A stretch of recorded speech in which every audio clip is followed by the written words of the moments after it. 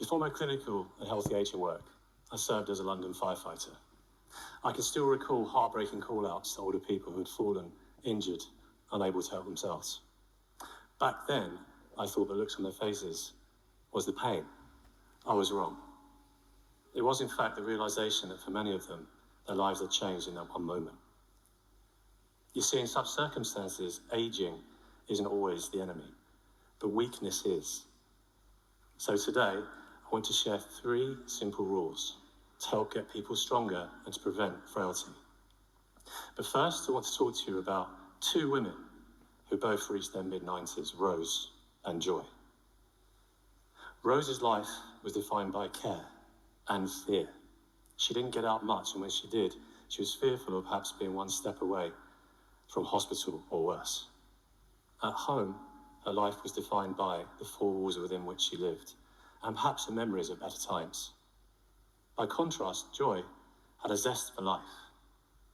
She always had places to be. My last conversation with her went something like this. She told me her husband had recently passed, but at least she said she was sleeping better.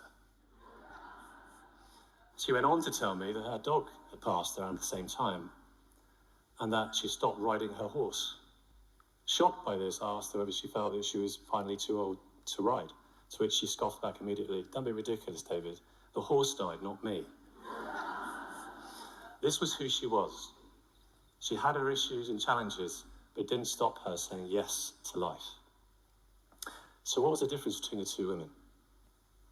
I've worked in healthy aging for decades, and the one thing that never ceases to amaze me is the look of shock on people's faces when I tell them that 10,000 steps a day won't save you in older age. See, such activities like walking, running, cycling, swimming are fantastic for general health, joint mobility, weight management, cardiovascular health, but they don't activate and engage our larger, more powerful, fast-twitch muscle fiber type, the very same fiber type we lose at a faster rate as we age. And if you're wondering what the health has got to do with aging, the evidence is clear. And backed by decades-long research that found that those with the lowest levels of muscle and strength were twice as likely to die from all-cause mortality than those in the highest levels. You see, what we commonly attribute to aging, such as poor posture, loss of strength, weakness, fatigue, pain, is often the loss of one's physical strength. Investing time in strength-based activities is the key to health and independence in older age. This is the strength pension. Joy had been investing in hers for years. Rose, sadly, never did. Don't get me wrong, we need our steps. Steps keep us standing in life, but reps make it harder to knock us over. For health and independence in older age, we need steps and reps.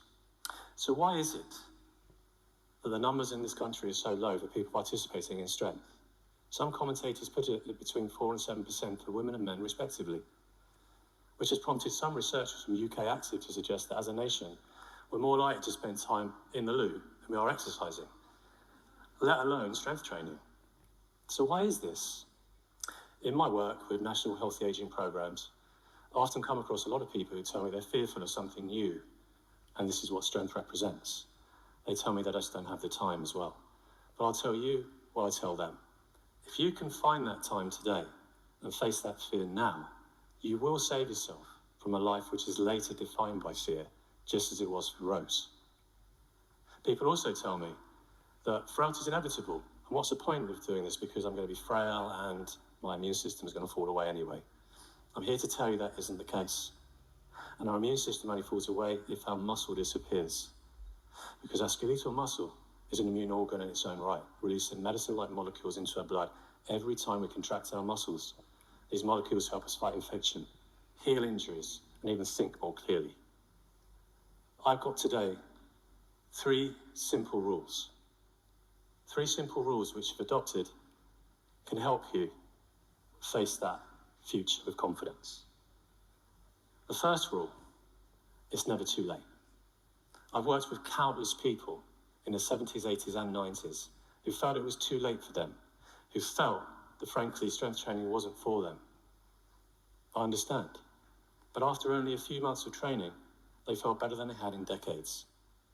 So if you see someone who's older doing something extraordinary, like riding a horse in your mid-90s, You're not looking at a gifted athlete or super genetics. You're looking at someone who simply decided to start strength training and then didn't stop. This was Joy's superpower, and you can all have the same. So if you're not sure that strength is for you, think again. It is.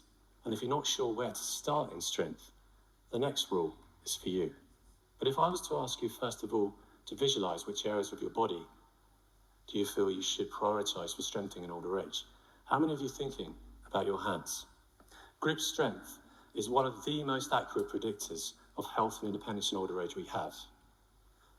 Those in midlife with greater grip tend to live longer and retain more independence as they age. It's also often a deciding factor on whether we can remain living independently or not. Because without grip, we can't do simple things like dress ourselves, undress, cook, even open a heavy door.